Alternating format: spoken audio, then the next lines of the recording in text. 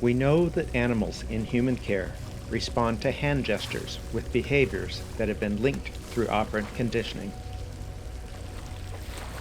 Given the interest in cognitive abilities and cognitive stimulation as a welfare outcome for animals in managed care, DCP is continuing a study whose roots date back more than 2 decades. The goal is to understand if bottlenose dolphins and killer whales can respond to 2D or 3D symbols that represent specific trained behaviors, and then to examine how the animals respond to 2 or more symbols presented simultaneously.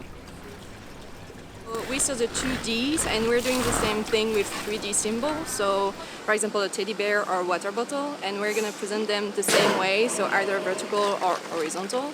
And we'll see if there is a difference between the 3D and the 2D for them. So they started KO on 3D, and they're going to move him to 2Ds, and it's the opposite for the female. They started her on the 2Ds, and she will move to the 3Ds. So we'll see later with the result if there is for them a difference reading 3D or 2D. Et après, dans un second temps, une fois que l'animal a vraiment compris le comportement qui correspond à chaque symbole, on va pouvoir lui présenter plusieurs symboles à la fois, comme ça, en les mettant bien droit, avec le panneau soit dans ce sens-là, soit dans ce sens-là, en laissant par exemple pour le cœur. Hop. Et on va toujours faire ce signe de départ. Et à lui après de voir justement, ce qui est intéressant, qu'est-ce qu'il va faire. Est-ce qu'il va faire les deux en même temps? Est-ce qu'il va faire celui-là en premier ou celui-ci? À voir comment il va pouvoir possiblement lire les formes qu'il voit devant lui. The difference in the symbol is quite literally that the 2D is flat and the 3D has depth. As it turns out, some animals easily understand the 3D symbol request, but might not really get the 2D request. This may be because they live only in a 3D habitat and have never been exposed to 2D shapes or objects in their environment. The research that we're doing here at Marineland with the killer whales is part of DCP's overall project looking at how animals think. And we're doing that by looking at reading. So the animals are taught symbols, and those symbols stand for certain behaviors, and we want to see how they do those behaviors when offered a choice between multiple behaviors. Aide-le avec la main. Go.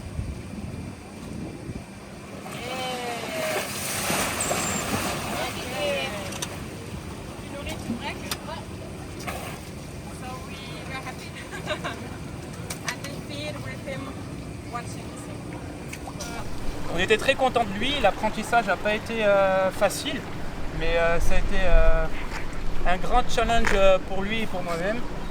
Et l'apprentissage, ça a duré à peu près 2 ou 3 ans. Et on est très fiers d'avoir participé à ce projet avec Keio.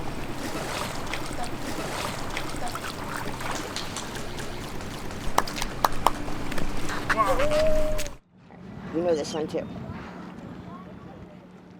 Another of DCP's research sites for this reading study is the Roatan Institute for Marine Sciences, where bottlenose dolphins work with trainers to understand a variety of symbols and connect them to a particular behavior.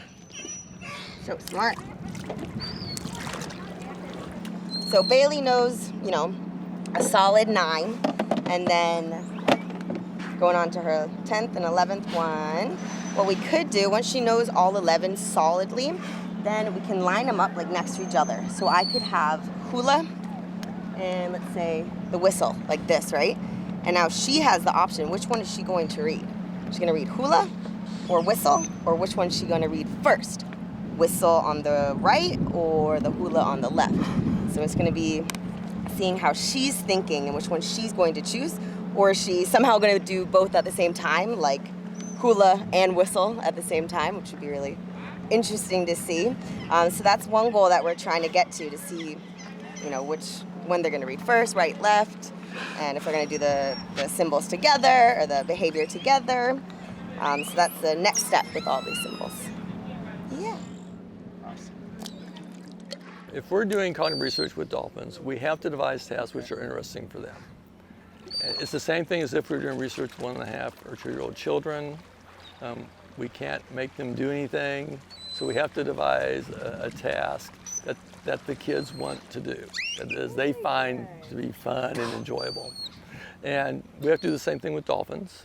So when we're trying to figure out something about how they cooperate or how they solve a problem or whether or not they recognize themselves in a mirror, we have to devise situations in which the dolphins are interested in the task, and so it becomes a stimulating situation for them.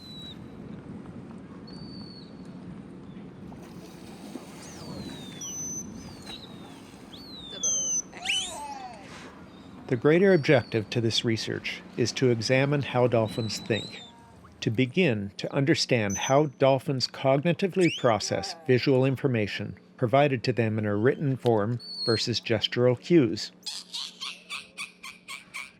Ready? Breathe. Deep breath. Good.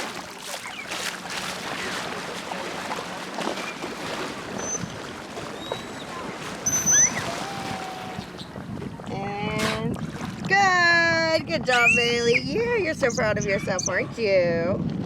Give you a big handful for that. Cognitive enrichment is a really important aspect of living for these animals, and tasks like the reading study and other sorts of things is a way for them to challenge their minds. DCP's been conducting this reading study for about a decade. It has now expanded. Woohoo! There are multiple dolphins and multiple trainers participating in this research, and they are still learning. Participating in cognitive studies like this one is very enriching to the animals and important for their overall well-being and positive welfare. It is also the only way that scientists can ask these questions.